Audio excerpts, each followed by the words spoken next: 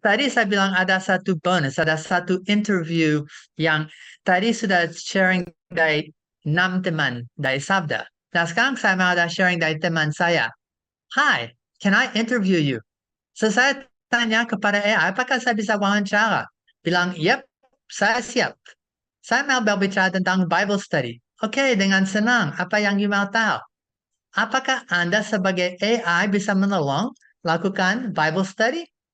Well, saya language model, saya tahu tentang language. Saya punya informasi and untuk topik termasuk sejarah, teologi, dan tafsiran. Saya bisa menolong untuk sumber dan menjawab pertanyaan yang you punya tentang Alkitab. Saya tanya, apa pengalaman Anda untuk lakukan Bible study? Dengan jujur dia bilang, saya tidak punya pengalaman pribadi. Tetapi saya sudah dilatih dengan berapa banyak informasi terkait. Okay? And kalau punya feelings, saya tahu itu tidak punya feelings, tetapi pakai kata apa kau bisa menolong? Kalau saya punya feelings, I'd feel fulfilled. Saya akan rasa satu kepuasan kalau saya bisa menolong orang lain di dalam perjalanan studi Alkitab dan kalau saya bisa menolong untuk mendalami pengertian Alkitab Anda. Satu perasaan kepuasan. Wow, okay. And what's the single best way that you bisa menolong untuk belajar tentang Yesus? Well, memberi accurate, reliable information. So, sebaik itu bisa, semampu itu bisa akan menolong. Sama dengan kalau saya punya teman dan saya tanya bisa menolong. Tapi tidak selalu 100% tepat atau kadang ada kata atau frase, tetapi okay. And quickly, let me ask you, why should I use AI for Bible study? Well, karena itu bisa wealth of information and insights tentang, itu bisa relevant resources, and lebih lagi, what is unique? Apa yang unik yang AI bisa lakukan yang lain tidak? To analyze and interpret large amounts of text, insights and connections yang mungkin tidak langsung jelas waktu saya sebagai manusia baca. Itu bisa cross-referencing. Tak hanya Alkitab, tapi seluruh sejarah yang ditulis tentang Alkitab. And itu bisa personalized responses. Itu bisa conversation bersama saya. And so itu sebagai satu alat bisa lihat segala yang pernah ditulis dan daripada itu coba mencari yang tepat sesuai dengan pertanyaan saya. Bukan cut and paste, tapi berdasar pengertian yang sudah ada.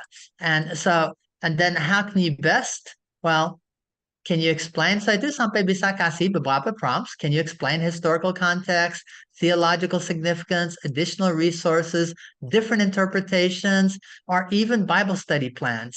And so ini jawaban daripada AI, bukan daripada Sandra atau Ray atau Roda atau teman-teman lain di Sabda. AI diri sendiri menjawab seperti ini. Mengapa dan bagaimana itu bisa menolong Anda untuk lakukan PA bersama AI dengan tujuan di akhirnya bagaimana Anda bisa bertumbuh and bagaimana Anda bisa mengaplikasi apa yang Anda dapat daripada Alkitab. Ya. So, there you go. Sudah. Oke. Terima kasih banyak Pak Max. Jadi saudara, AI sendiri mengakui dia nggak pernah Bible study. Jadi saudara, dia itu mesin, dia itu bukan orang ya. Jadi Bapak Ibu harus tahu bahwa itu tuh cuman alat yang punya banyak informasi. Kalau masalah sesat menyesatkan, saudara, kalau saudara dengar khotbah di gereja pun saudara nggak sadar kadang-kadang disesatkan sama pendeta saudara. Saudara juga nggak nyadar. Kalau saudara nggak berpikir kritis, itu juga terjadi. Saudara bisa baca buku apa saja yang menyesatkan, sama aja. Karena semua yang ada yang dipakai AI itu adalah informasi yang ada di banyak tempat. Jadi ya, salah satu yang mungkin saudara bisa lakukan adalah kalau saudara punya tendensi denominasi tertentu, saudara bisa pasang itu di prompt saudara. Jadi saya ingin mengetahui penjelasan tentang keselamatan dari misalnya teologi reform atau teologi Pantekosta atau teologi apalah gitu ya. Saudara bisa taruh itu di situ. Atau kalau saudara mau lebih tepat lagi supaya saudara bisa ngecek dengan baik, tetap harus pakai critical thinking ya. Saudara pakai kata-kata misalnya permintaan saudara apa, dan berikan dukungan atau dasar firman Tuhannya. Nanti saudara bisa cek dengan ayatnya, gitu ya. Itu salah satu yang saudara bisa lakukan untuk menolong saudara lebih ngeh gitu ya, bahwa apa yang dilakukan ChatGPT itu bukan halusinasi atau bukan imajinasi saja. Tapi tetap ya, saudara tetap harus melakukan PA sendiri. Itu alat-alat yang diberikan itu menolong saudara, tapi bukan berarti saudara bisa bergantung kepadanya.